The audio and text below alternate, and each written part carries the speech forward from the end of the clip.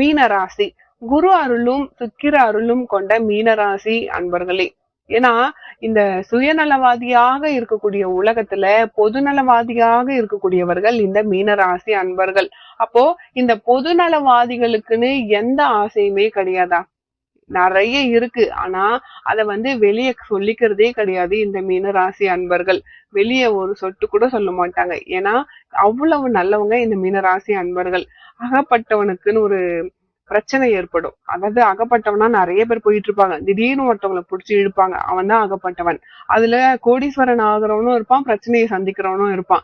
அந்த பிரச்சனையை சந்திக்கிறவங்க தான் அதிகம். இந்த அகப்பட்டத்துல பிரச்சனையை சந்திக்கிறது இந்த மீனராசி அன்பர்கள் தான்.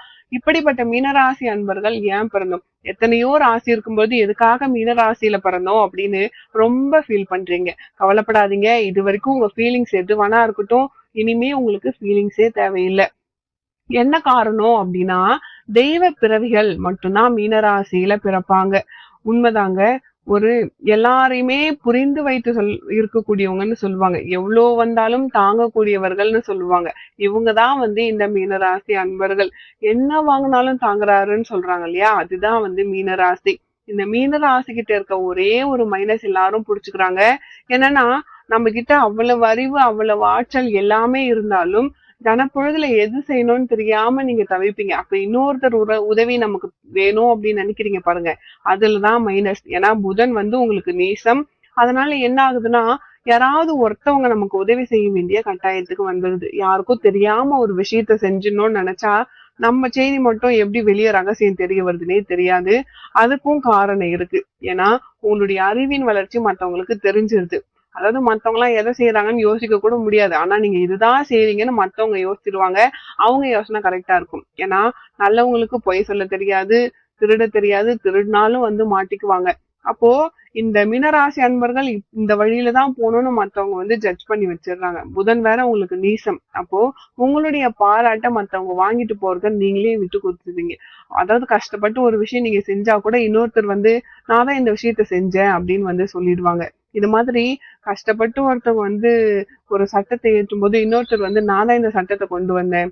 கஷ்டப்பட்டு ஒருத்தர் ஒரு பொறுப்புக்கு வராருன்னா இன்னொருத்தர் வாங்கிட்டு போயிடுறாரு. ஆக மொத்தம் ஏமாளியாக இருக்கக்கூடிய இடம் அதிகமா இந்த மீனராசியில பிறந்தவங்களுக்கு தான் இருக்கு. நீங்க கவலையே படாதீங்க. ஏமாத்தினவங்க ரொம்ப நாள் அவங்க லட்சியத்துல வெற்றி பெற முடியாது. அதுவும் உங்களை ஏமாத்தி, குருவை ஏமாத்திட்டா வாழ்க்கையே போயிடும். 10ஆம் வகுப்பு 12ஆம் வகுப்பு ஒரு பையனோ ஒரு பொண்ணோ படிக்கிறான்னு வச்சுக்கோங்க. அந்த ஆசிரியர் ஏமாத்தி ஏமாத்தி படிச்சுக்கு வராம ஏதோ ஒரு பிட்டு வச்சு ஏமாத்தி எக்ஸாம் எழுதிட்டாங்கன்னா அவங்க வாழ்க்கை எப்படி நல்லா இருக்கும்? அறிவு வேலை செய்யுமா?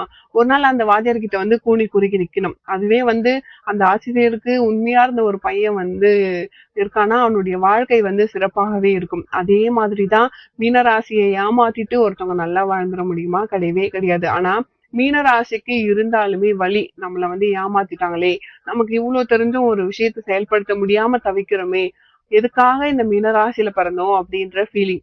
மீனராசி அன்பர்களே கவலையே படாதீங்க. இந்த உலகத்துல உடல் பற்று அற்றவர்கள் இந்த மீனராசி அன்பர்கள். உடம்பு தானே, அதுவே எனக்கு வேணாம் அப்படின்னு சொல்லக்கூடிய ஆற்றல் இந்த மீனராசிக்கு இருக்கு. சிவகடாட்சம் கொண்டவர்கள். நீங்க ஒரு விபூதி பட்டை போட்டீங்க அப்படின்னா, ஆணா இருந்தாலும் பெண்ணா இருந்தாலும் விபூதி போட்டு ஒரு சந்தன குங்குமம் வச்சா யாரா இருந்தாலும் கையில எடுத்து கும்பிடுவாங்க. சிவகடாட்சம் உங்களுக்கு சுவாமியே உங்க பக்கம் இருக்கு. அதுவும் வில்வத்துல சிவனுக்கு பூஜையும், முருகனுக்கு அரளி பூவையும் முல்லை பூவையும் கலந்து பூஜை பண்ணி பாருங்க. நினைச்சது உங்களுக்கு கட்டாயம் நடக்கும்.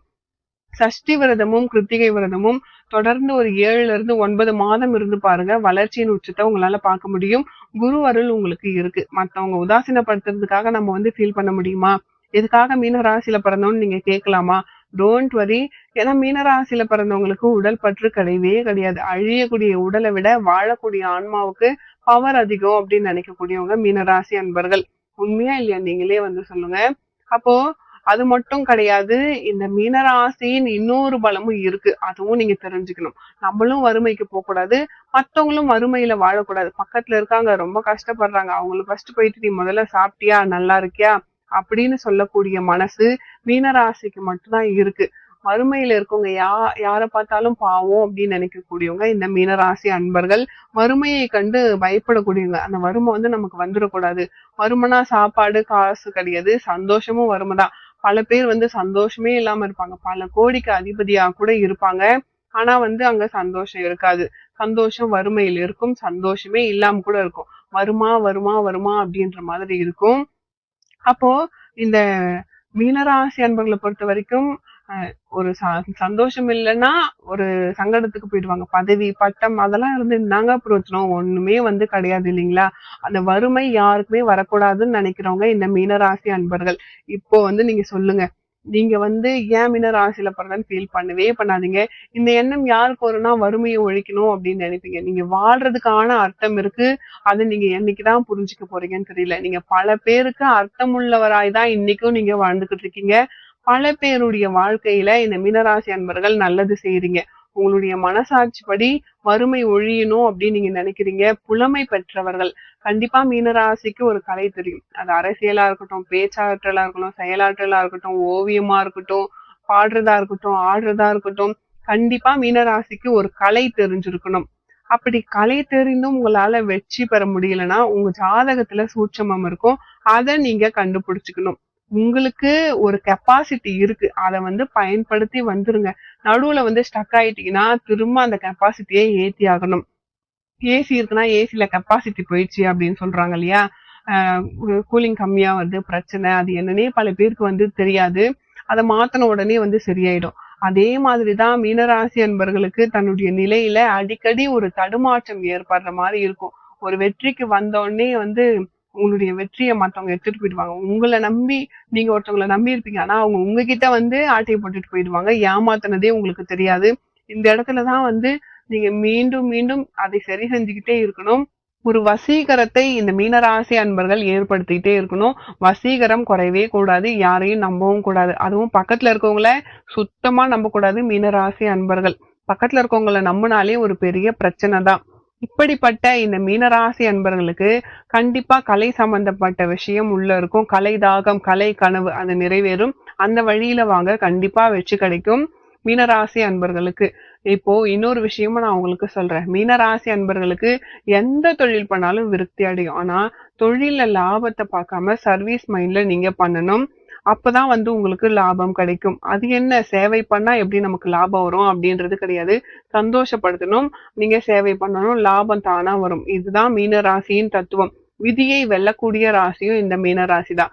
எப்பேற்பட்ட விதியும். சில பேர் வந்து சொல்லுவாங்க, இது உன்னால முடியாது, நீ அதுக்கு லாய்க்கு இல்ல, இது உனக்கு செட் ஆகாது, நீ தோத்துருவ அப்படின்னு சொல்லுவாங்க. ஆனா அந்த மீன ராசி ஜெயிக்கும். மீன ராசி அன்பர்களுக்கு தோத்துருவேன்னு சொல்லுவாங்க. ஆனா அதுல ஜெயிச்சு வரக்கூடியவங்க இந்த மீனராசி. என்ன ஒண்ணே ஒண்ணு, சில குருமார்களை சில நேரத்துல நீங்க உதாசீனப்படுத்தாதீங்க.